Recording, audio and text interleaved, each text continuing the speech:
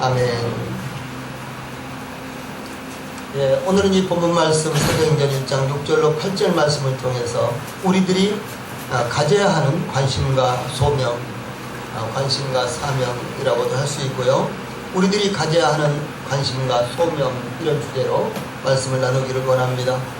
자, 우리 여기 제목 같이 한번 읽어봅시다. 시작. 우리들이 가져야 하는 관심과 소명. 예, 우리들이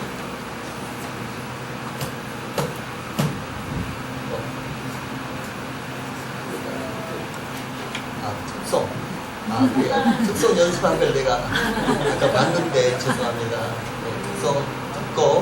특송 듣고 시작합시다.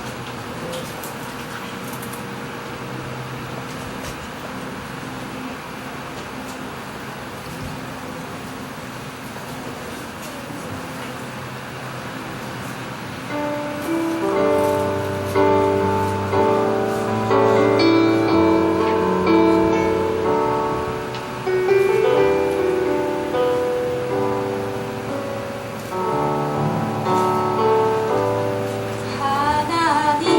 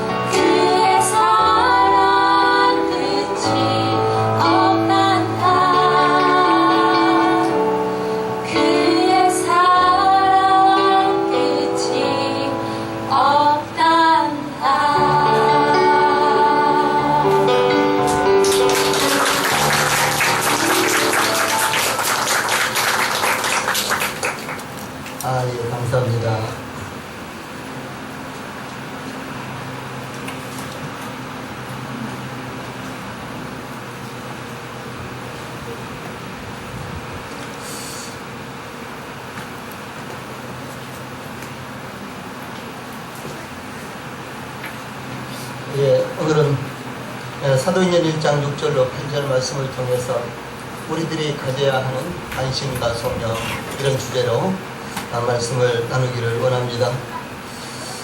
제자들은 극적으로 주 예수님으로부터 부르심을 받았습니다. 갈릴리 호수에 어부들이 많이 있었겠죠. 베드로와 요한뿐만 아니라 안드레와 야고보뿐만 아니라 아마 많은 어부들이 있었겠죠. 그런데 주 예수님께서 갈릴리 호수를 거닐다가 이 고기잡이를 하던 4명의 이와 같은 제자들을 만났고, 그들은 밤새도록 이 고기잡이를 끝낸 다음에 아침에 그물을 정리하고 있었는데 바로 주 예수님께서 그들을 찾아가셔서 그들을 불렀습니다. 빌립은 베드로와 안드레와 함께 벳세다 사람인데 예수님의 부르심을 받았고, 나다나엘은 빌립의 소개로 예수님께 왔다가 부르심을 받았고, 또 세리 마태라고 하는 이와 같은 사람, 이 세관은 마태라고 하는 사람, 이 사람은 업무 중에 예수님께서 지나가시다가 그를 부르셔서 그가 부름을 받았습니다. 아마 우리 모든 성도들이 주 예수님을 믿게 된 동기는 여러 가지겠죠. 때로는 친구들을 통해서 이제 예수님을 소개받기도 하고, 또 때로는 가족들을 통해서 예수님을 소개받기도 하고, 또 때로는 전도지 한 장 받아들고 교회를 찾았다가 주 예수님을 믿은 이와 같은 분들도 있으리라고 생각합니다. 그런데 제자들의 면면이 바로 이와 같았다는 것이죠. 이 제자들이 부르심을 받았을 때 대부분의 제자들의 관심은 하나님께서 그 아들을 세상에 보내신 근본적인 문제와는 거의 거리가 없었습니다. 관계가 없었습니다. 즉 우리의 죄를 대속하시기 위해서 십자가에서 죽음을 당하심으로 인생의 근본적인 죄의 문제를 해결하시고, 그리고 영원한 생명을 얻는 것과는 이 제자들이 부르심을 받았을 때의 생각은, 관심은 차원이 달랐습니다. 그러므로 제자들이 예수님의 부르심을 받았을 때 그들의 관심과 사명은 우리들에게도 중요한 의미가 되는 것입니다. 과연 우리들은 무엇에 우리들의 관심을 집중시키고, 또 주 예수님께서 우리를 부르신 사명은 과연 무엇일까? 우리가 무엇 때문에 주 예수님의 부르심을 받았을까? 이와 같은 부분들은 대단히 중요한 것입니다. 제일 먼저 우리는 이 본문 말씀을 통해서 6절 말씀에 우리들이 갖는 관심이 어떤 것인가부터 상고를 하도록 하겠습니다. 주 예수님께서는 부활하신 후에 제자들과 함께 모였을 때 예루살렘을 떠나지 말고 내게서 들은 바 아버지께서 약속하신 것을 기다리라. 요한은 물로 세례를 베풀었으나 너희는 몇 날이 못되어 성령으로 세례를 받으리라 라고 이렇게 예수님께서 제자들에게 당부하셨습니다. 예수님께서 말씀하신 아버지의 약속하시는 것은 성령으로 세례를 받으리라는 것, 이것은 계속해서 예언이 되어 있었고 예수님도 그리고 세례 요한도 누차에 걸쳐서 말씀하신 것입니다. 이 세례 요한은 요단강에서 물로 세례를 베풀면서 예수님께서 성령과 불로서 세례를 주실 분이시오, 이렇게 예언을 했습니다. 그러므로 제자들은 이제 몇 날이 못되어 성령으로 세례를 받을 것이라고 이렇게 말씀하신 것입니다. 여기 본문에 보면 그들이 모였을 때에 이런 말씀이 나오는데, 예수님께서 부활하신 후에 40일 동안 하나님의 나라의 일을 제자들에게 가르치시고 이제 승천하시기 직전의 상황이 여기에 나타나고 있습니다. 예수님께서 제자들과 함께 모이셨던 곳은 예루살렘 동편에 있는 감람원이라고 하는 감람산 혹은 감람원이라고 하는 이와 같은 산이었습니다. 조그마한 이런 산이었습니다. 예수님께서는 감람산에서 승천하셨는데 바로 그 현장에서 제자들이 예수님께 물었습니다. 여기 예수께 여쭈어라는 이와 같은 말씀이 나오는데, 이 말씀은 제자들이 이 반복해서 예수님께 질문했다는 것을 의미합니다. 제자들은 정말로 궁금했어요. 제자들은 정말로 그 마음 가운데 이제야 시기가 되었지 않느냐, 이제야 디데이가 되었지 않느냐, 이런 생각을 가지고 예수님 앞에 적극적으로 질문을 했습니다.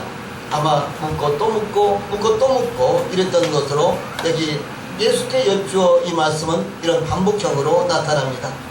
그것은 제자들의 관심이 어디에 집중되어 있었느냐 하는 것을 의미를 하는 것입니다. 그런데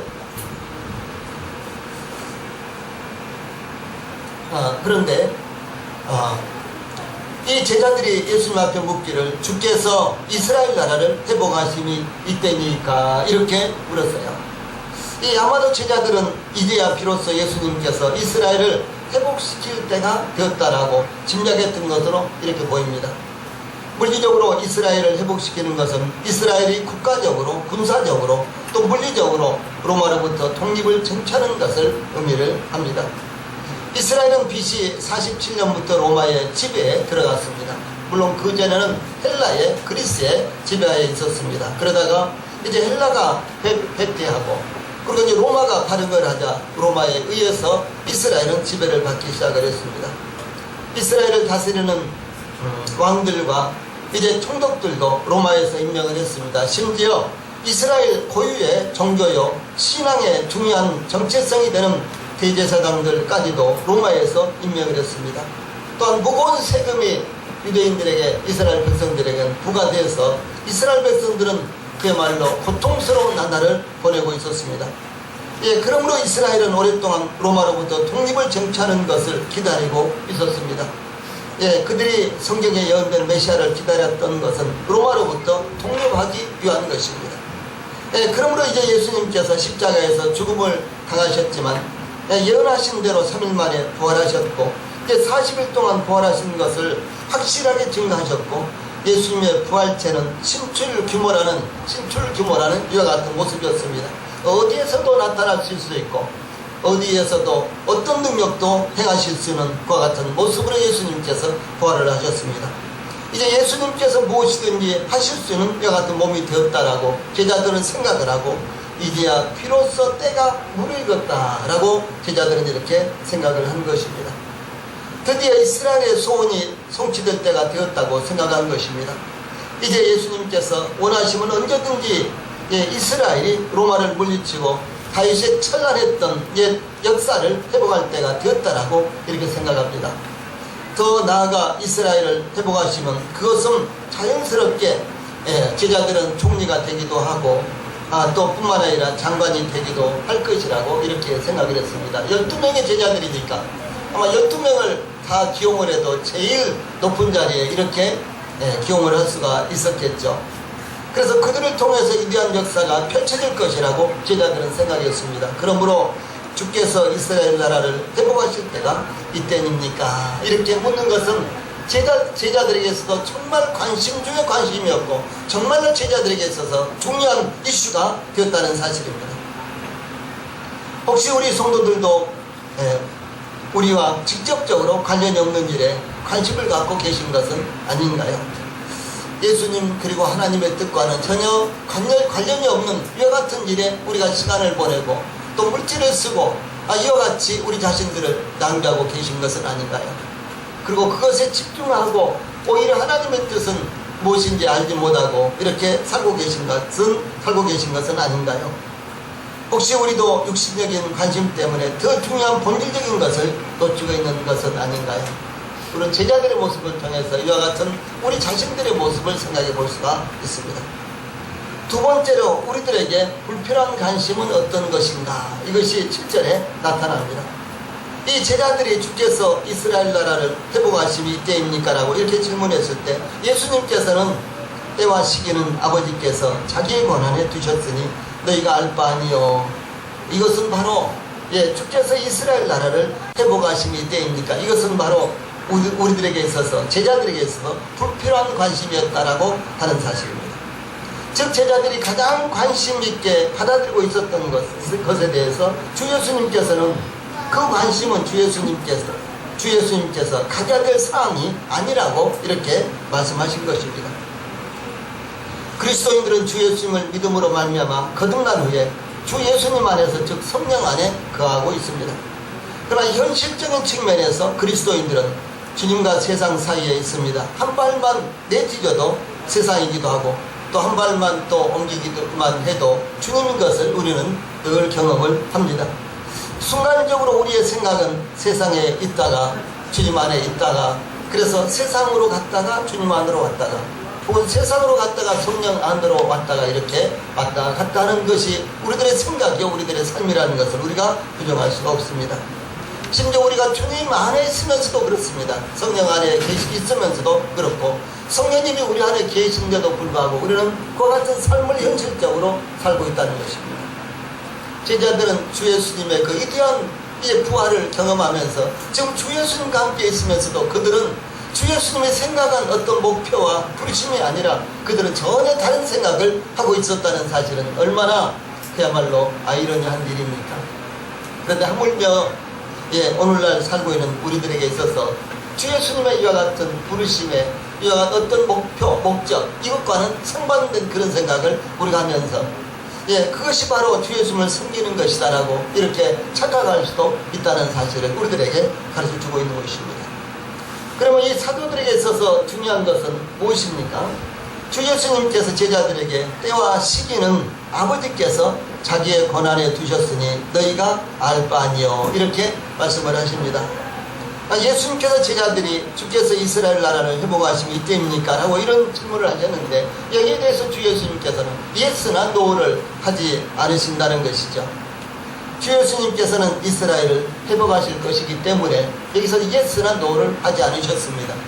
주 예수님께서는 제자들의 최대의 관심사인 이스라엘 나라를 반드시 회복시킬 것입니다. 그런데 제자들의 질문에 이때가 바로 이스라엘 나라를 회복시킬 것입니까? 라고 묻는 데 대해서는 주 예수님께서 예스나 노를 하지 않으셨다는 것이죠.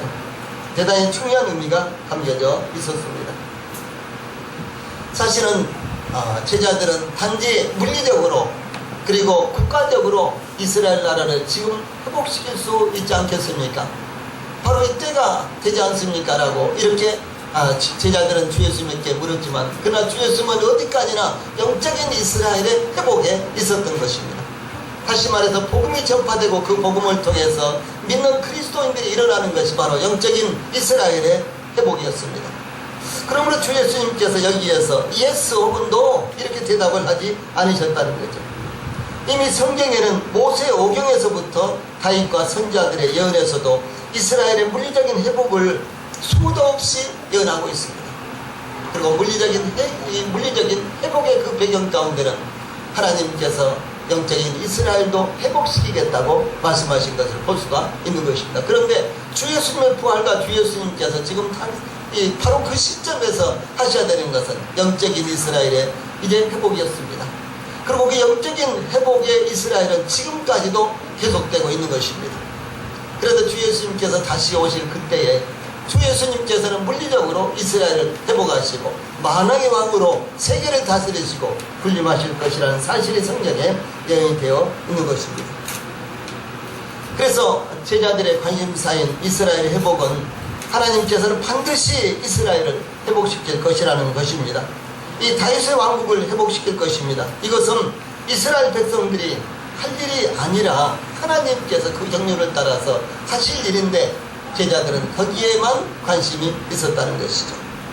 사랑하는 우리 성도님들, 우리도 눈에 보이는 것에 너무나 집착하고 눈에 보이는 것에 너무나 우리가 관심을 가질 때 영적인 것을 잃어버릴 수가 있고요, 영적인 것을 놓쳐버릴 수가 있다는 사실을 우리가 기억을 해야 되는 것입니다. 그러므로 제자들이 이스라엘 나라를 회복시킬 때와 시기에 대해서 주 예수님께서 말씀하시기를 너희가 알 바가 아니요, 너희들이 알아야 되는 것이 아니다. 즉 제자들이 가져야 하는 가장 중요하고도 시급한 관심사는 이스라엘의 회복의 시기가 아니라는 것을 말씀을 하십니다.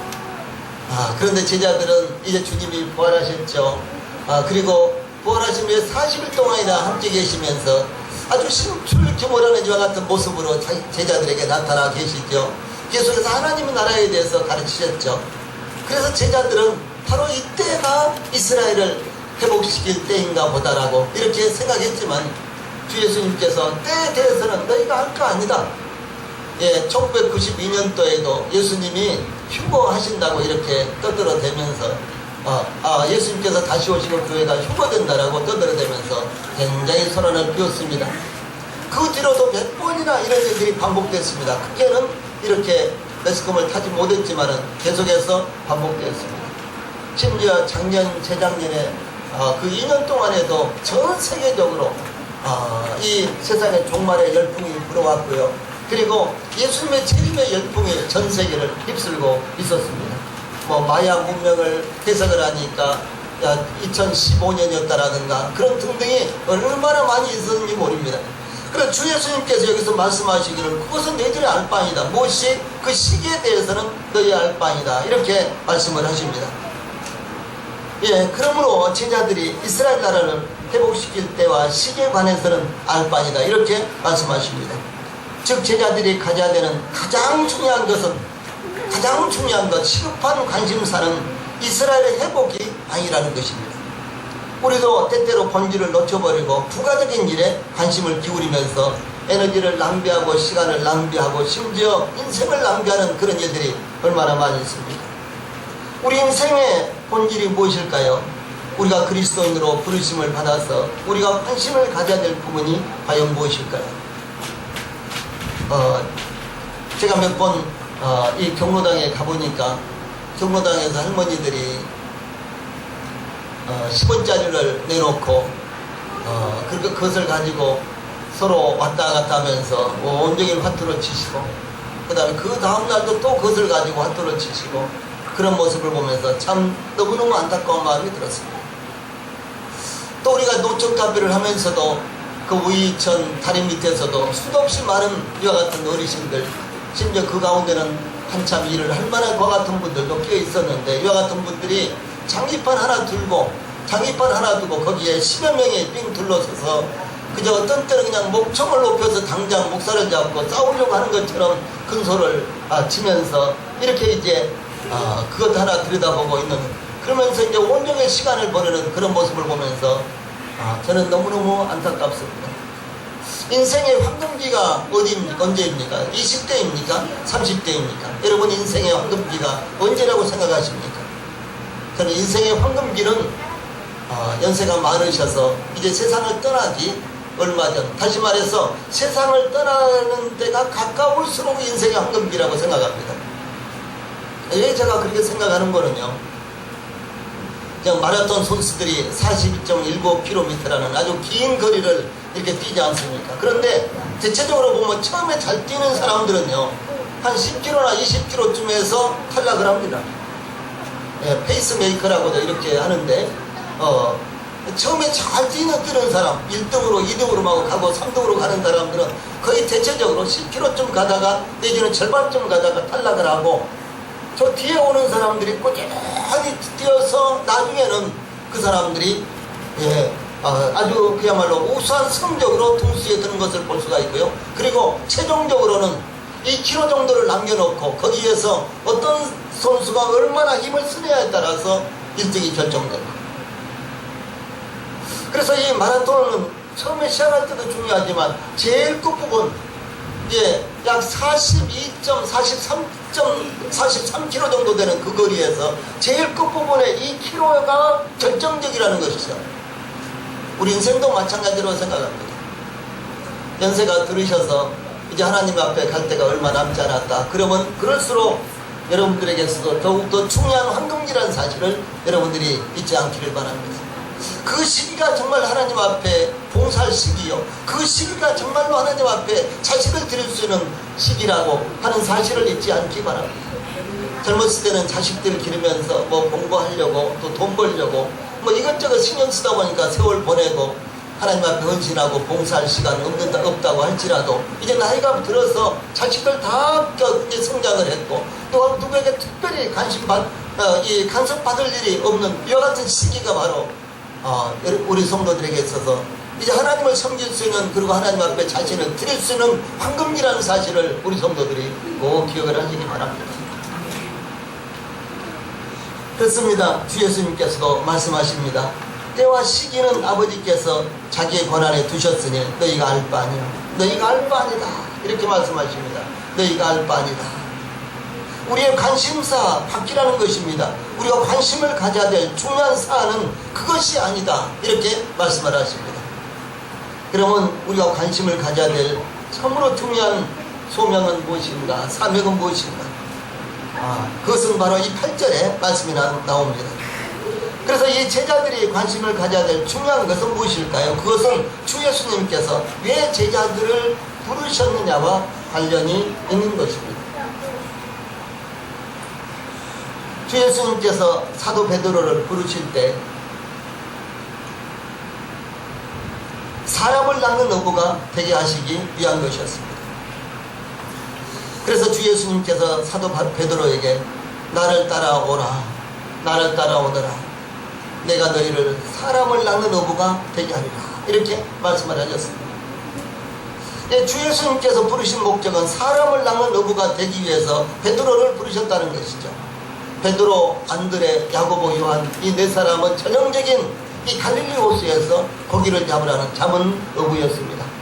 그런데 이 물고기를 잡는 어부들을 주 예수님께서 부르시면서 나는 너희로 하여금 물고기가 아니라 사람을 낚는 어부가 되게 하겠다라고 이렇게 부르신 것입니다. 주 예수님께서 베드로를 부르신 목적이 바로 이와 같은 것이었습니다. 그래서 베드로로 하여금 부자가 되도록 하기 위한 것도 아니었습니다. 주 예수님께서 이스라엘 나라를 회복시키셔서 왕이 되어서 통치하실 때 이 제자들을 장관들이나 참모로 삼기 위해서 3년여 동안 훈련시킨 것도 아니었습니다. 주 예수님께서는 제자들을 부르시고 이 사도로 삼으신 목적에 대해서 오직 성령이 너희에게 임하시면 너희가 권능을 받고 예루살렘과 온 유대와 사마리아와 땅끝까지 이르러 내 증인이 되리라 라고 이렇게 말씀하신 것입니다. 우리 같이 한번 읽어봅시다. 여기 까만 글씨 시작. 오직 성령이 너희에게 임하시면 너희가 권능을 받고 예루살렘과 온 유대와 사마리아와 땅끝까지 이르러 내 증인이 되리라. 바로 이것이었습니다.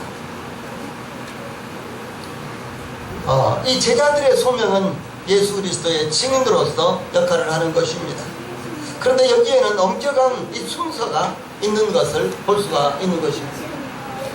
이 말씀을 보면 제일 먼저 전제되었던 것이 권능을 받아야만 되었다라고 하는 것입니다. 주 예수님께서 부르시고 명령하신 사명을 감당하기 위해서는 권능을 받아야만 가능했던 것입니다. 그러므로 오직 성령이 너희에게 임하시면이라고 이렇게 말씀을 하고 있는 것입니다. 성령이 임하시면 권능을 받는 것입니다. 성령은 권능을 주시는 분이시오. 증인의 삶을 살아가는데 필요한 능력을 주시는 분이 바로 성령이십니다. 그러므로 먼저 제자들에게 성령이 임하셔야만 증인의 삶을 사는 것이 가능했습니다. 그래서 주 예수님께서 제자들에게 오직 성령이 너희에게 임하시면이라고 이렇게 전제를 하신 것입니다. 성령은 언제 임하는 것입니까? 오늘날 교회는 이 문제 때문에 약 1세기 동안, 약 100년 동안 전 세계 교회가 혼란스럽게 되어버리고 말았습니다. 우리나라도 이 오순절주의자들이 들어옴으로 말미암아 이 문제에 혼란이 오고, 그래서 이제 교회가 기복신앙으로 변화된다든가 아니면은 눈에 보이는 가시적인 것을 추구하는 이와 같은 교회로 우리나라도 변화가 되어서 이 본질적인 복음을 잊어버리고 놓쳐버리는 이와 같은 형태로 되었습니다. 세계에서 가장 큰 교회들은 오순절주의 계통의 교회예요. 우리나라에서도 10대 교회가 오순절주의 계통의 교회입니다. 그러나 이런 교회들은 이 복음의 본질이 희석되어 버렸고 엉뚱한 이제 눈에 보이는 가시적인 것, 이와 같은 것들, 신비적인 것, 이와 같은 것들을 추구하다가 아예 복음을 놓쳐버린 것 같은 상태에 있는 것입니다. 참으로 안타까운 일입니다. 그러나 성령은 우리가 주 예수님을 믿을 때 우리 안에 임하시는 것입니다. 사실 성령이 임하지 않으면 우리 하나님 말씀을 믿을 수도 없고 깨달을 수도 없는 것입니다. 그래서 성령은 우리가 믿을 때에 우리에게 임한다는 사실을 성경은 분명하게 증거를 하고 있습니다.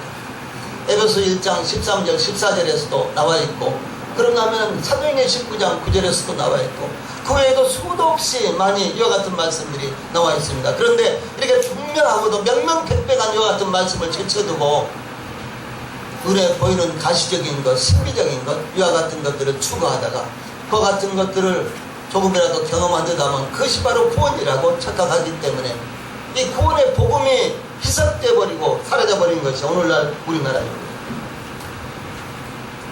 그래서 성령은 제자들에게 부어지기로 이미 약속이 되어 있었습니다. 주 예수님께서 이렇게 말씀하시죠. 예루살렘을 떠나지 말고 내게서 들은 바 아버지께서 약속하신 것을 기다리라. 주 예수님께서도 이렇게 말씀을 하셨어요. 아버지께서 약속하신 것을 기다리라. 요한은 물로 세례를 베풀었으나 너희는 몇 날이 못되어 성령으로 세례를 받으리라. 이렇게 말씀을 하셨습니다. 그러므로 제자들에게 약속하신 대로 성령님이 임하시면 그들은 권능을 받게 되는데, 그때야 비로소 제자들은 증인의 삶을 살 수 있게 된다는 사실을 말씀하는 것입니다. 예수님께서는 제자들에게 내 증인이 되리라 이렇게 말씀을 하셨습니다. 이 증인은 단순한 증인이 아니라, 증인이라는 말 자체가 순교자라는 이와 같은 말입니다. 그래서 영어 번역 성경에서는 증인을 순교자라고 이렇게 번역하는 곳도 많이 있습니다. 그래서 이 순교적인 정신과 자세를 가진 순교자로서의 증인을 여기서 증인이 되리라고 이렇게 말씀하십니다. 이는 복음을 전하되 죽음을 두려워하지 않고 예수 그리스도에 대해서 보고 들은 것을 증거해야 되는 이와 같은 사명을 말합니다. 증인은 어떤 사람을 의미할까요? 증인은 있는 사실과 사안에 대해서 그것을 증명하는 사람을 가리킵니다. 즉 증인은 자신이 경험한 것을 그대로 증언하는 사람, 이런 사람을 가리켜서 증인이라고 말합니다. 특히 예수님은 내 증인이 되라고 이렇게 말씀하셨습니다. 내 증인은 예수 그리스도의 증인입니다.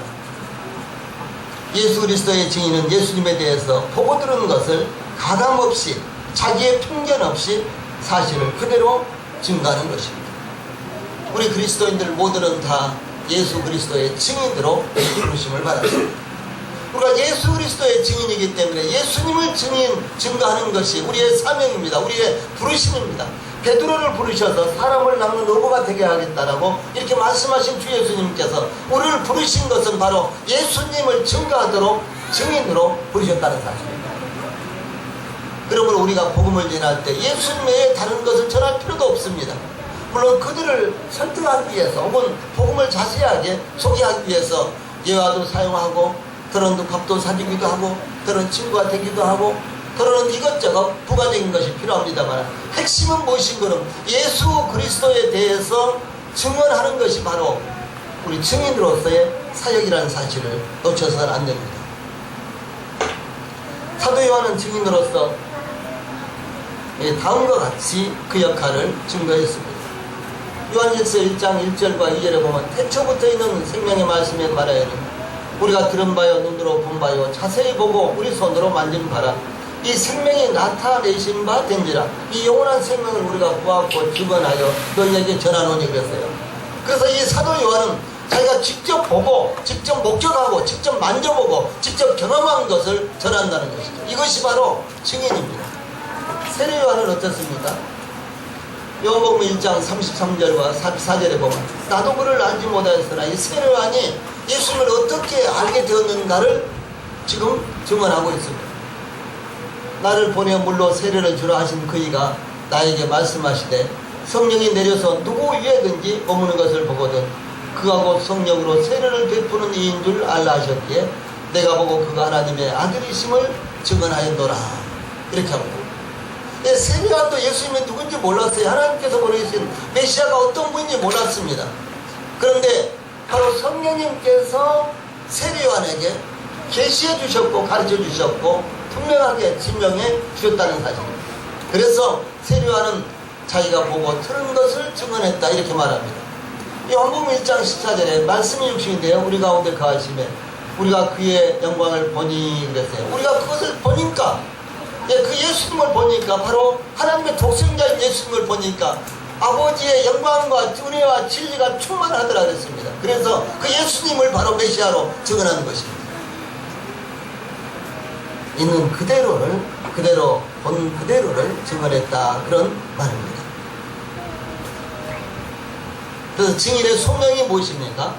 예루살렘과 온 유대와 사마리아와 땅끝까지 이르러서 예수 그리스도의 증인으로서 예수님에 대해서 전하는 것, 예수님에 대해서 소개하는 것이 바로 증인의 소명입니다.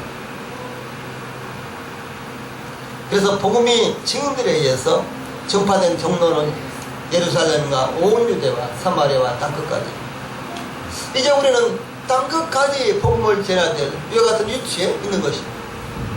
초대교회 때 복음이 시작되면서 오순절날 예루살렘에 가득하게 복음이 증가됐습니다. 그리고 이제 예루살렘에 박해가 일어나자 유대와 사마리아 지역에 또 복음이 증가됐고, 그리고 유대와 사마리아 지역에 또 박해가 가해지자 이제 이방인의 지역에 복음이 증가되기 시작했습니다. 그래서 사도 바울을 통해서 유럽에 복음이 증가됐고, 사도 바울이 로마의 감옥에서 석방된 후에 스페인까지 가서 복음을 전했습니다. 유럽 지도를 보면 스페인이 유럽의 제일 끝입니다. 그래서 땅끝까지, 그러니까 서쪽의 땅끝은 스페인인데 바로 그곳까지 복음을 전했고, 그리고 수도 없이 많은 믿음의 이와 같은 사람들, 선교사들이 우리나라까지도 이미 약 200년 전에 우리나라까지도 복음을 전했잖아요. 지도를 펴놓고 보면은 동쪽 끝은 정말 우리나라예요. 그렇죠? 동쪽 끝은 우리나라입니다. 그런데 우리나라까지, 이 땅끝까지 복음이 증가되었습니다. 그런데 우리는 아직도 이 복음이 이렇게 넓게는 땅끝까지 전해졌지만, 그러나 세부적으로 전파되지 않는 이와 같은 곳에 우리가 전 세계 땅끝까지 다니면서 복음을 전해야 될 이와 같은 사명을 우리가 부여받았다는 것이죠. 이 증인의 사명은 바로 땅끝까지 복음을 전하는 것입니다. 그래서 이 증인으로서의 삶은 예루살렘에서도, 온 유대에서도, 사마리아에서도, 그리고 땅끝에서도, 그래서 가정에서도, 복음 밖에서도, 교회에서도 우리가 복음을 전해야 되는 이와 같은 사명을 우리는 갖고 있는 것입니다. 그래서 우리는 증인들을 통해서 증인이 된 바로 증인입니다. 우리 사도들은 예수 그리스도를 통해서 증인이 됐는데, 우리는 그 증인들을 통해서 증인이 된 증인들이에요. 네, 우리도 동일하게 증인들입니다. 그래서 유대와 사마리아와 이방인의 지역에서도 이제 우리가 동일하게 이 복음을 전해야 되는 증인들로서 역할을 해야 되는 것입니다. 그래서 제자들은 다 증인이었습니다. 이 복음을 들은 제자들은 다 복음을 전파해야 되는 증인들입니다. 우리도 들은 것을 그대로 전파해야 되는 이 같은 증인이라는 사실을 우리 성도들이 잊지를 않기를 바랍니다. 이스라엘이 회복되는 것은 참으로 중요한 일이었습니다. 그것은 주 예수님께서 다시 오셔서 이루실 역사였습니다. 예, 주 예수님이 다시 오시면 이스라엘은 물리적으로 회복이 됩니다. 성경은 그와 같은 사실에 대해서 대단히 많이 자주 언급을 하고 분명하게 약속을 하고 계십니다. 그것은 하나님의 정륜, 하나님의 큰 계획 안에 들어있는 것입니다. 그래서 이스라엘의 회복은 반드시 이루어질 것입니다. 우리들 즉 성령이 임한 성도들은 다만 증인으로서의 삶을 사는 것입니다. 예루살렘에서도, 온 유대에서도, 사마리아에서도, 땅끝에서도 우리는 증인으로의 삶을 살아야 되는 것입니다. 이 세상 누구에게든지 증인으로서의 소명을 우리가 감당을 해야 될 이와 같은 부르심을 받았다는 사실을 우리 모든 성도들이 잊지 않기를 바랍니다. 예, 찬송 부르시겠습니다.